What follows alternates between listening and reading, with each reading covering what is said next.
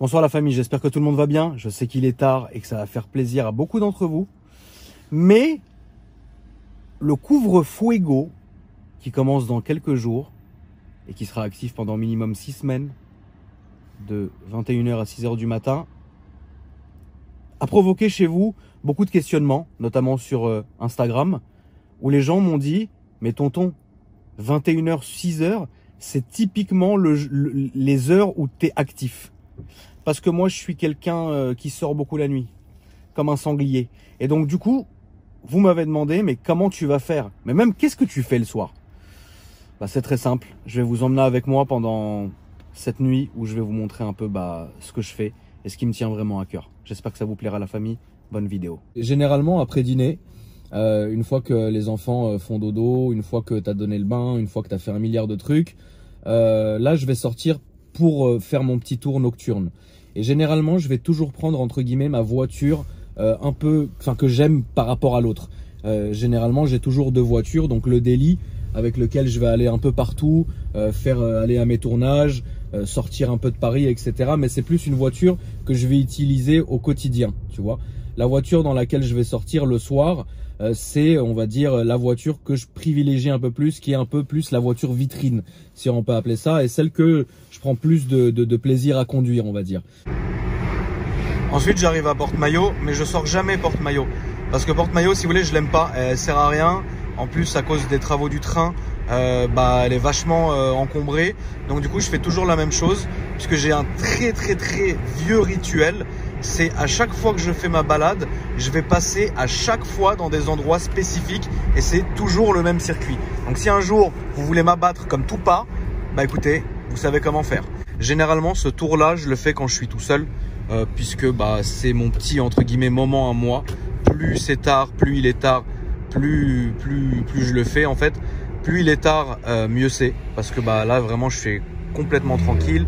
Et je fais ça depuis très longtemps, c'est-à-dire que même quand j'avais 18-19 ans, je tournais encore comme ça et je faisais le même, avec quelques variantes évidemment, puisque y a des endroits où j'aime passer maintenant et avant j'y passais pas. Mais c'est toujours à peu près la même variante. Donc là on arrive sur la porte Dauphine. Et puis du coup je vais toujours me diriger en fait. Alors beaucoup penseraient que je vais prendre le bois.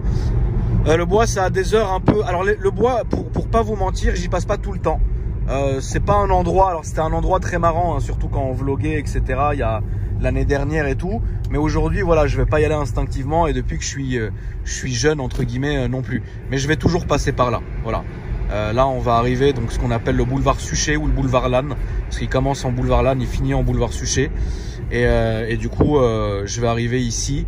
Alors il y a 2 options, soit quand j'ai envie d'aller quelque part, c'est-à-dire sur les champs rapidement, je vais couper à gauche et remonter, donc couper le 16e en 2 et arriver sur les Champs-Élysées.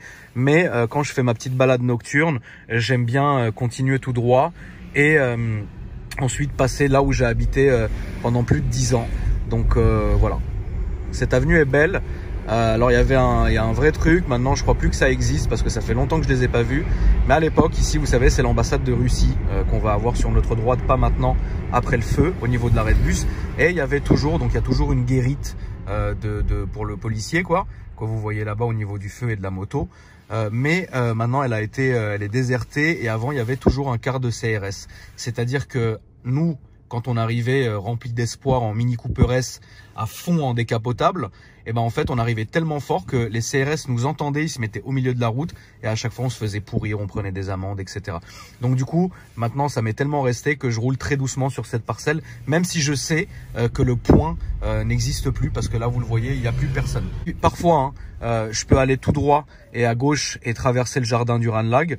J'ai eu quelques petites expériences sympas là-bas, donc bon, c'est un petit truc que je me remémore à chaque fois, c'est sympa. Je passe à côté de mon premier collège, qui s'appelait Courbeau Séjour, voilà. Sinon c'est ici que j'ai fait le saut avec le Range Rover, vidéo qui m'a entre guillemets fait connaître sur Dailymotion. Bon, maintenant c'est tout barricadé, mais c'était là-bas. Il y avait une butte et je passais en Range Rover et j'avais décollé, on avait cassé le pont, etc. C'était c'était très bête comme vidéo, mais bon, voilà. Donc ici, généralement, je vais me mettre à ce feu rouge là. Et ensuite, je vais passer là où je vivais pendant 10 ans. Donc, j'habitais ici, dans cet immeuble-là, à votre droite, pendant 10 ans. beaucoup de souvenirs ici. Il y a encore l'arbre qui est devant où on attachait nos scooters quand on était très jeune, ou qui est encore gravé à nos noms, etc. Bon, voilà. Ici, c'est le restaurant Le Flandrin. Là, j'allais déjeuner tous les dimanches.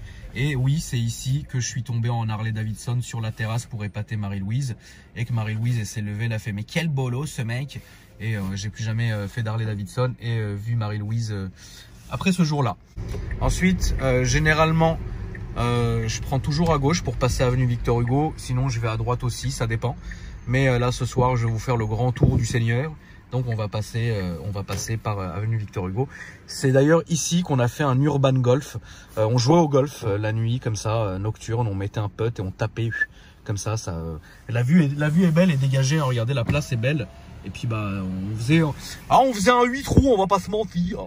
Là, le laboratoire d'analyse médicale, maman, à chaque fois que t'étais là, à chaque fois que tu lui pétais le boursin, fallait faire le test 2 jours après, on va pas se mentir. Ici, dans ce parking là, j'ai cramé l'embrayage de ma 360 Modena, 365 Modena, excusez-moi. En reculant, parce qu'en fait on avait un badge en entrée et en sortie, c'est-à-dire que tu peux rentrer une seule voiture et tu dois faire la sortie avec cette voiture, donc avec ce badge là. Évidemment, nous, malgré qu'on avait 3-4 places, je sais plus trop, parce qu'il y avait les voitures aussi de Madaron qui étaient pour en partie stockées ici, donc on avait plusieurs cartes mais on n'avait jamais la bonne. Et à un moment donné, le gars il en pouvait plus en fait, parce qu'à chaque fois il fallait juste appuyer sur un bouton pour nous ouvrir la grille la nuit. Et le mec, ça le saoulait. Donc parfois, il disait « Ouais, votre carte, elle passe pas. Non, c'est pas la bonne carte. » Donc en fait, un soir, il m'a pas ouvert. Et j'ai reculé avec la Modena. Et en arrivant en haut, l'embrayage a serré. Et puis la voiture, l'embrayage était cramé, quoi. Ensuite, ici, on arrive à Place Victor Hugo. Donc Place Victor Hugo, toujours rempli de gens. Voilà, il y a toujours des gens qui sont posés, qui discutent, etc. Moi, j'avais mes habitudes là-bas au SCOSA. On était tout le temps fourré là-bas, mais maintenant je m'y arrête plus et je passe plus dans la rue parce que j'ai plus du tout cet intérêt-là. Mais je continue. Là, on n'est pas en train, je suis pas en train, la famille, de vous dire ce que je faisais ou ce que je faisais pas. Je vous montre juste mon parcours en fait, que je fais tous les soirs presque et que je ne vais plus pouvoir faire pendant minimum 6 semaines. Je vais vous expliquer un petit rituel que j'ai et qui est réellement resté depuis limite une dizaine d'années. En fait, au fond, à gauche, il y a mes amis Boisiz, la famille Boisiz qui habite là-bas. Et le rituel pour les rendre fous, parce qu'à l'époque, leur chambre donnait sur la rue, on passait à fond. Donc à partir d'ici jusqu'au feu rouge là-bas. Là, je vais pas le faire parce que je suis en électrique, ça serait ridicule. Mais voilà, on passait à fond. J'ai jamais réellement su dans quel immeuble ils habitaient. D'ailleurs, personne ne l'a su vraiment. Mais on sait que de ici jusqu'à là-bas, dans les deux sens, on pouvait le faire toute la nuit. Et ben voilà, et parfois, ils devenaient fous, ils nous jetaient des yaourts, etc. Voilà, salut Boisiz. Là aussi, quand il est vraiment très tard, ce que je fais, c'est que j'arrive ici.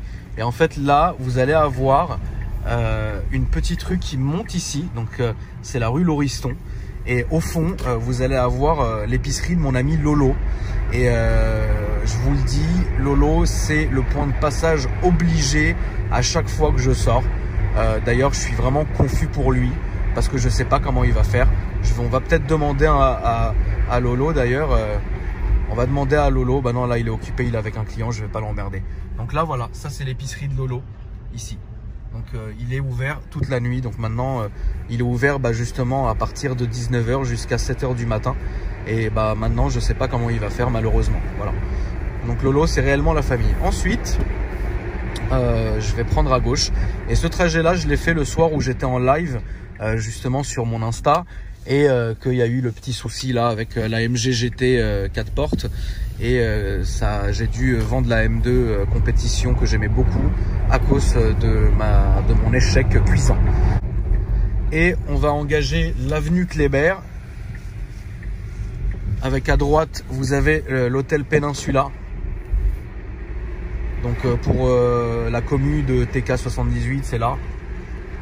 Le Peninsula est là. Et au-dessus, vous avez le rooftop qui est un très très bon bar, etc.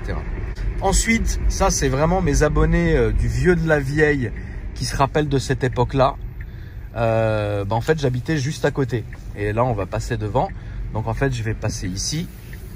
Je vous cache pas qu'à l'époque, quand j'en avais assez, hein, je rentrais, je prenais le sens interdit qui était là parce que j'habitais réellement à l'angle. Donc maintenant on va faire les choses bien parce qu'il y a tellement de poucaves qui pourraient me dire ouais regarde il a pris un sens interdit. Donc moi j'allais direct là, je tournais à droite, je rentrais chez moi. Mais voilà, le soir je vais faire ça. Ensuite on va activer l'avenue d'Iéna. Je vais ouvrir ma deuxième fenêtre pour vous montrer là où j'habitais avant. Juste ici, regardez, ça fait tout l'angle. Attendez, voilà. Ça, c'était ma maison, celle que vous voyez dans le fond. Et mes abonnés connaissent cet endroit, donc je passe toujours devant tranquille. Ensuite, je vais pas au bout parce que j'ai aucun intérêt, donc je tourne à gauche comme le taxi. Et on va reprendre les Champs-Élysées. Et on va passer devant l'épicerie de mon ami Nordine. Et après on va attaquer les Champs-Élysées. Et ça c'est vraiment le même trajet que je fais pratiquement tous les soirs, qu'il soit 21h ou 5h du matin, c'est toujours le même trajet que je fais. Donc à gauche on a l'épicerie de Nordine qui n'a pas ouvert la nuit, mais bon voilà, là il est là. Donc Nordine qui est là depuis assez longtemps et qui est quelqu'un de la famille. Et mes abonnés d'il y a 2 ans, qui sont là depuis 2 ans, depuis la création de ma chaîne YouTube, vous vous rappelez de ce parking parce que c'était là les amis où je vivais et où je garais mes voitures. Donc c'était ce parking où on descendait avec les Fiat, avec le RS7, etc. Donc c'était vraiment ici. Donc ici on prend à droite.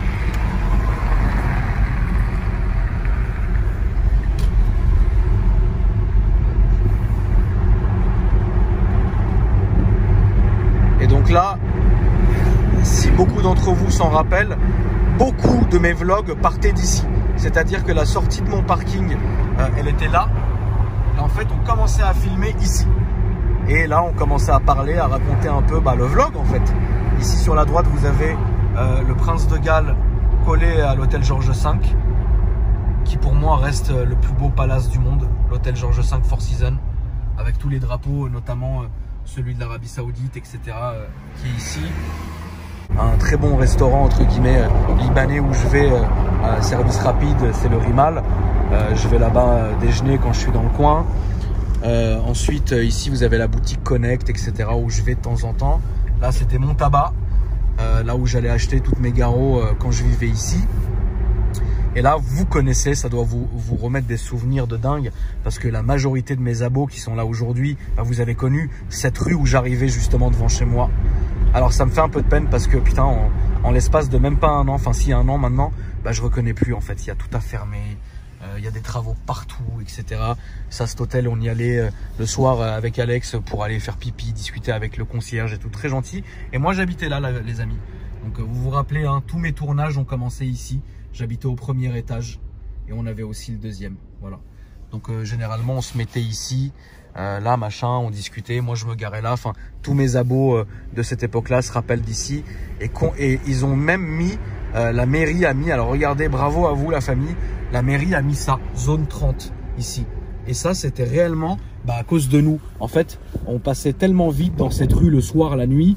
Parce que vous savez comment c'est, hein, les abos, ils aiment bien passer en bas de chez moi en voiture vite. Machin, tu sais, c'est un petit signe entre guillemets de reconnaissance. Alors, je vous dis pas de le faire parce que franchement non, tu vois. Mais voilà, ça m'a quand même bien fait chier, je vais pas te mentir. Donc la mairie a mis zone 30.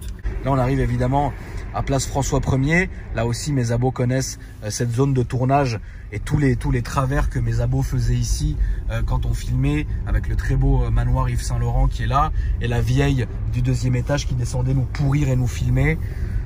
Enfin bref, ensuite on avait toujours le même parcours des essais, on arrivait ici, il fallait tourner à gauche. Et ça je le fais presque tous les soirs, hein, parce que ça me fait plaisir et puis j'aime bien en fait. C'est un petit côté un peu, pas peut-être nostalgique tu vois, mais plus j'avance d'âge, plus je vais aimer passer devant des endroits ou à des endroits qui m'ont tenu à cœur. Donc là on va tourner à droite, on va descendre la fin des Champs-Élysées pour justement arriver au Petit Palais, voilà. Vous pouvez noter que la route est défoncée, les pavés, ce que vous voulez, c'est assez compliqué. Alors il faut assez se dépêcher parce qu'en fait vous avez des gens et vous avez des taxis qui roulent évidemment sur leur voie. Mais en fait moi pour aller au palais, il faut que je prenne un tout petit bout d'arrêt de bus enfin pas d'arrêt de bus mais de bande de taxi. Donc en fait là tu mets ton clignotant, tu vas le laisser passer lui. Voilà. Et là donc tu tournes à droite pour accéder au palais. Et là du coup on arrive au palais les amis, j'ai plus besoin de vous présenter cet endroit. Vous le connaissez d'ailleurs, il y a des rassos ici tous les week-ends. Qui sont pas organisés évidemment par moi, mais les gens après ils ont le libre arbitre, ils font ce qu'ils veulent. Donc là vous connaissez évidemment où est-ce qu'on se garait, etc. Je pense que les gens de ce restaurant doivent nous haïr, mais moi je faisais en sorte d'essayer de pas faire du bruit. Voilà, donc parfois on se garait là, parfois on se fait là, voilà, regardez cette atrocité. Donc voilà, ensuite moi je passe tous les soirs ici, un petit passage comme ça rapide. Là par exemple là c'est l'entrée du tunnel que les gens dans mes vidéos prenaient pour faire gronder le moteur, frérot. Donc voilà, pendant mes vlogs, même d'ailleurs je pense les premiers vlogs que je faisais sur ma chaîne, qui sont évidemment toujours disponibles, si vous allez sur mes vidéos mises en ligne et que vous remontez, bien vous allez voir que je passais très souvent ici et je faisais aussi beaucoup de live en passant par ici, et c'est un trajet que j'ai beaucoup fait.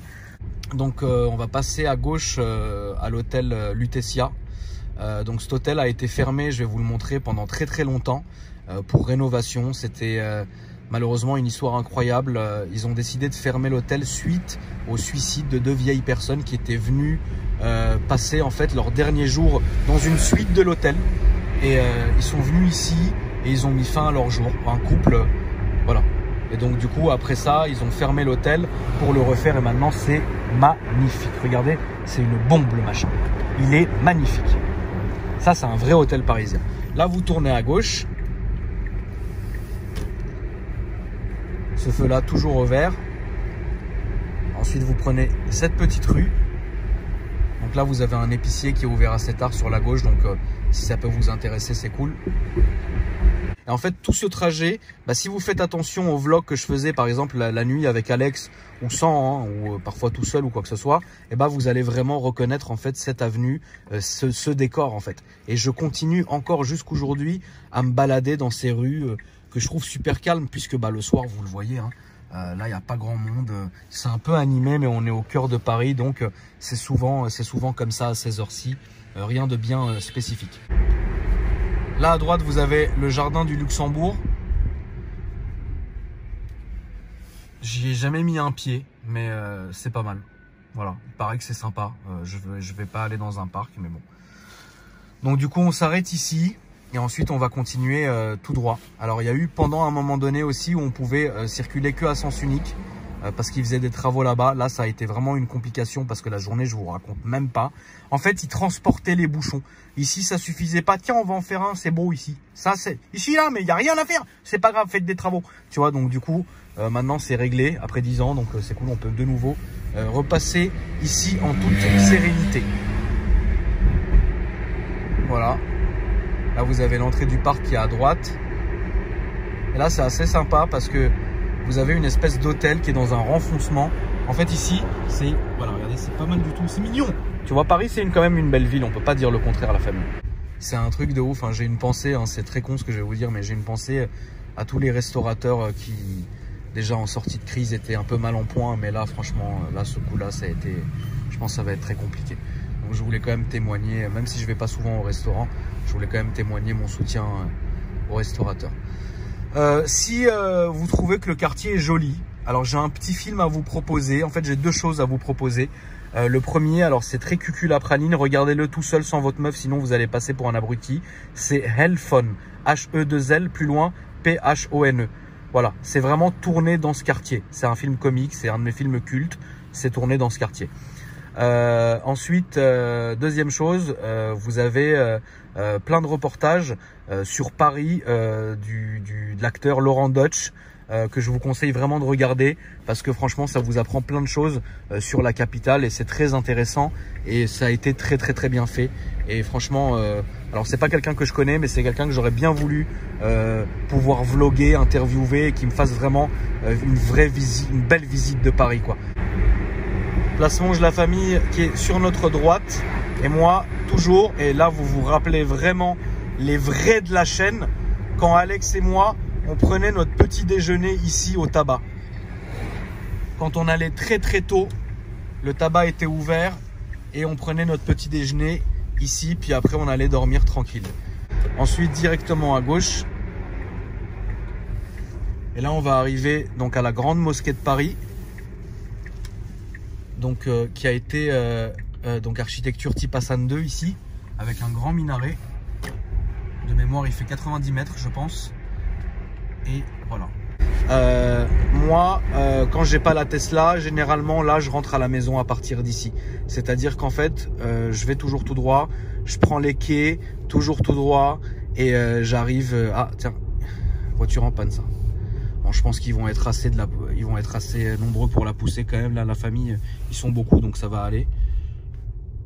Voilà, c'est chose faite d'ailleurs. Donc du coup, moi j'allais toujours en bas, etc. Je prenais les quais, des quais, j'arrivais au Trocadéro, Bois de Boulogne justement, ou alors périphérique, Porte-Maillot, Nanterre, et je suis arrivé à la maison. Là, je vais pas vous faire tout ça parce que c'est exactement ce que je viens de faire, mais dans le sens inverse. Mais généralement, c'est comme ça que je fais. Ensuite, je rentre à la maison et je me pose. Mais là, avant de le faire, généralement, quand j'ai la Tesla, là, ça va servir strictement à rien parce que j'ai beaucoup d'autonomie sur la voiture. Ça va servir strictement à rien, mais je vais quand même vous le faire et me fumer une petite clope là-bas parce que c'est symbolique. Donc, comme prévu, là, les amis, on est en train d'arriver au péage. Alors bon, je vais pour la forme me fumer une Garo avec vous là-bas et on arrêtera le vlog là-bas. Parce que là j'ai 430 km d'autonomie, ça sert strictement à rien que je recharge. Donc du coup je vais quand même me faire plaisir. Alors faut savoir que le superchargeur, j'y vais à peu près tous les 4 jours pour charger la voiture depuis que je l'ai. Donc du coup c'est vraiment un moment où je peux vraiment me faire plaisir. Donc en fait je vais dans conduite, je me mets en démesuré plus. Là je vous laisse lire le texte. Pour ceux que ça intéresse évidemment. Ensuite, je me mets en envoyer la sauce. La petite fenêtre qui couine à cause du froid, on adore. Là, c'est le seul moment où je peux accélérer légalement, on va dire.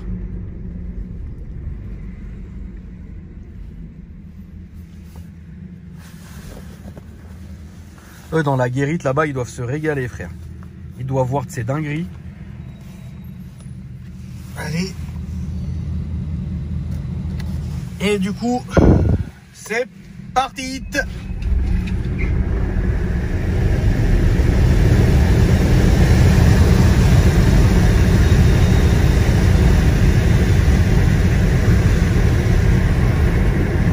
Voilà. Donc là, généralement, c'est là que je vais mettre en pilote auto. Ça va dépendre des moments. Là, j'ai envie de conduire, donc je le fais. Mais sinon, généralement, je me mets en pilote automatique. Bah, je vais vous le faire d'ailleurs hein, pour la vidéo. Donc, je tire la molette 2 fois. La voiture conduit toute seule et elle va aller tranquillement là où il faut. Je vais me remettre en mode sport parce que là, le mode démesuré, ça sert strictement à rien. Et voilà. Généralement, celle-ci, je la conduis en confort. Voilà, le mode sport, c'est vrai que c'est beaucoup plus agressif, c'est vrai que c'est voilà, c'est beaucoup mieux, mais en confort aussi c'est pas mal du tout. Donc voilà. Donc là je suis en train d'arriver les amis à Orgeval. Généralement quand j'arrive ici, il est 4-5 heures du matin, tu vois. Donc bon, vous savez pas comment j'ai dû conduire pour arriver à cette autonomie. Je vais régler la limite, je vais me mettre en quotidien et je vais recharger un tout petit peu pour la fin de la vidéo. Donc en fait faut savoir un truc, c'est qu'il y a plusieurs superchargeurs évidemment en France. Il y en a plus de 500, 600 je crois, un truc comme ça. Mais celui d'Orgeval, c'est vraiment celui qui est le plus proche de la maison. Je suis littéralement en pleine nuit à 15 minutes. Donc ça fait un petit endroit cool. Alors c'est très ouf, mais en fait j'ai souvent croisé des abonnés en Tesla. Et je savais, alors c'est extrêmement fou ce que je vais vous dire, mais généralement quand par exemple j'appartiens entre guillemets à un groupe, donc je vous dis une connerie, ça peut être par exemple un groupe BM, enfin quand j'ai une BM, bah, en fait sur les groupes ça va parler, tu vois ce que je veux dire, ça va parler. Quand j'ai une Mercedes sur les groupes AMG, bah ça va parler aussi. Et quand j'ai, je te dis une connerie, une Renault 21, ça va parler aussi sur les groupes de Renault 21. Et généralement, la grande majorité du temps, eh bien, je me fais tracher en fait dans les groupes. Bah, tu sais, je sais pas, moi je plais pas trop aux gens, mais de toute façon, je m'en balais que c'est pas eux qui payent la voiture ni l'EDF, donc j'en ai rien à foutre. Mais alors en fait, j'ai été super surpris parce que mes taupes m'ont dit que dans les forums Tesla ou sur les groupes Tesla, j'étais super bien accueilli, malgré que j'y sois pas. Donc ça m'a fait vraiment super plaisir. Et j'ai plein d'abonnés à moi qui ont des Tesla et au final qui viennent discuter avec moi au chargeur, etc. Et ils m'expliquent un peu. J'ai été choqué la dernière fois, j'ai parlé avec un de mes abonnés qui lui est VTC en Tesla Model S. Sa voiture a 350 000 km, ses disques avaient 350 000 km, jamais changé. Incroyable. Donc j'ai déjà réglé ma limite. Là je suis désolé, c'est le son de la ceinture qui est très chiant. Mais je vais pas la remettre pour 2 secondes. Donc voilà. Donc là, tu recules de manière subite. C'est pas la voiture, frérot, elle s'emballe. Ça me tombe sur la gueule. Enfin bref. Donc là, tu déverrouilles. Alors là, je crois que je vais charger même genre 5 minutes. Mais bon, au moins, je l'aurais fait pour la vidéo.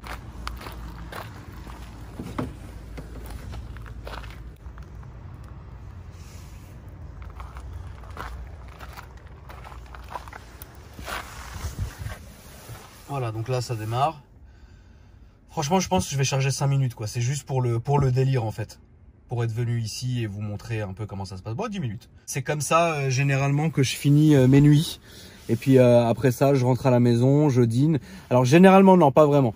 Une fois que je pars d'ici, je fais un live Instagram. Généralement, on est 2-3 000 dessus. Il est 5-6 heures du matin. J'arrive à la maison.